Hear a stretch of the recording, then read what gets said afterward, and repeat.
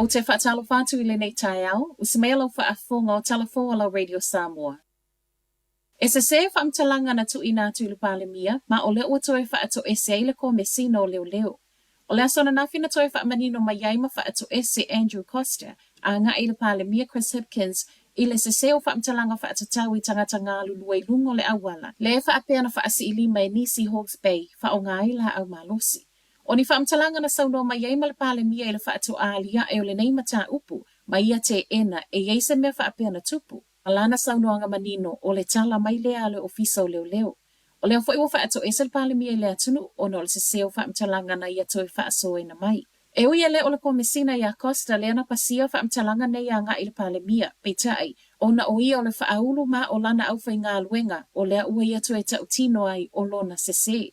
O se mata upu na whai ai lava sinunumi o na e ui na whai mai le palemia I le isa mea whaape o tupu, peitai mai le ofisa o leo leo I le Eastern District o lea sa whaanofo file e mue leo leo o lea I tū malo. Ma o whaamtalanga umanei na tu inatu le ofisa tū tonu o leo leo po le Police National Headquarters. E leo o se taimi whai ngofia fo I lea na whesea I ai whaamtalanga I le ngata I le palemia a o le ofisa o leo leo o no le mawhatia tele o le Eastern District I le Whao Gabriel. Pelongia matau whaasese le TV shop tangata whaatau ma o leo wa ave I le tū la fono. O lea sona nafi na whaelo mai ai le komisi o pisinisi e se fulu tolu tu ua inga whaasanga I le TV shop. Po o le pisinisi o lo ana ina I le Brand Developers Limited le e whaasala lau I lungo le televisia lato o loa. O netu ua inga fo ia whaapea e le e whaatasi o na tupu, ma ua ta uai le komisi e fōlinga ua pelongia le TV shop tangata whaatau, ma o tu ua inga nei au fiai, le toe whao ngā o lana lava au whai ngā luenga I whaia online reviews, ma ave ese reviews po o manatu whaali o tangata e le I fia I le oloa, po o le au nanga foi. O fe whaatau wa inga tutusa wa toe wha manatu le komisi e tā wa tele le wha mamafa I pisinisi ma muli ta ia, ma e le ngata I whaalau I lo o lo whaia, ai o le mauti noa o lo puipuia ai a tatau wa tangata whaatau, pe au o mai I refunds. Ona o lea wai luma o le whaamisinonga, e le mawhaiona toi tele se tala le komisi e tusa male nei mata upu, pe tai wasa wai nei male fesili, o le toi tali tonu ino reviews o lo tele ina so e tangata whaatau e fuanga I aia lātou whaataunga. O lea wa umona tūli mai lona tūlanga tofi wha ale whaatonu sili o le soifua malo loina. Pei ta e fōlinga mai o no toe sāvalia fo ia Rob Campbell, le awala lavalia e tasi lona to fingo lo iai nei. O le whaatonu sili o le Environmental Protection Authority. E ui o lo te ina pia Campbell le wha malolo o ia me le whaatonu sili o le soifua malolo ina. O le asona nafi le ana ia tau au ina ile tūsi lona lua, ai wasau mai le minister o le si o manga David Parker. Tali e Campbell I tala le Herald, o le so le a tali e toi le tūsi a Parker.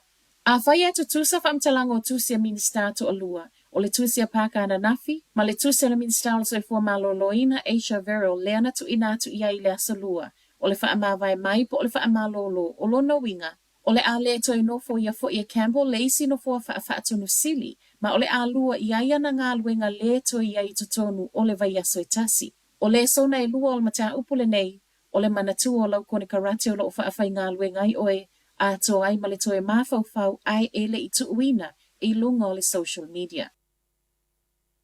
E ui ele I mawhai o na tau nu o le malanga Chris Hipkins ana nafi na whaamoe mo wairoa, a o leana mawai le avanoa o nisi o tangata whaifa ato anga o Hawke's Bay. O le whaalua I leona le tau nu o malanga al pale mia whaamoe mo wairoa.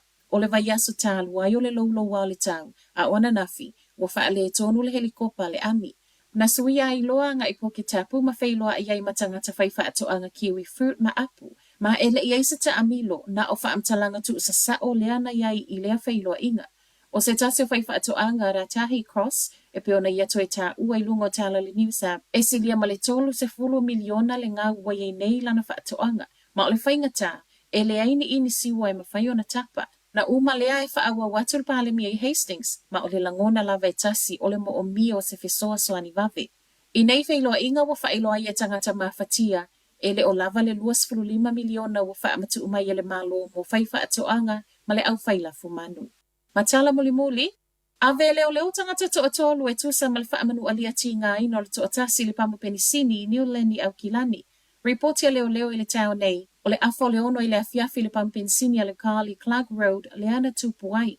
O le to atolu na ave whaapena maua mai se tasi o whale Mount Albert, Ma o le luas voltasi tau sango lea wa mo lia i le wha o manua ma le umia wha soli tu la fono o le la au malosi. A o le isi to o lua, ua toi tatala e au noa mani mo lianga. O lo o wha awau pea so e so engal mata upule nei ai maisa o le ua wha manua lia. Ma ua tala sanga mai ai leo leo iso o se tasi nate sila fia nisi wha amtalanga. E fe so o ta iatu. O talafo na o le nei tai au, manuia tele le nei aso.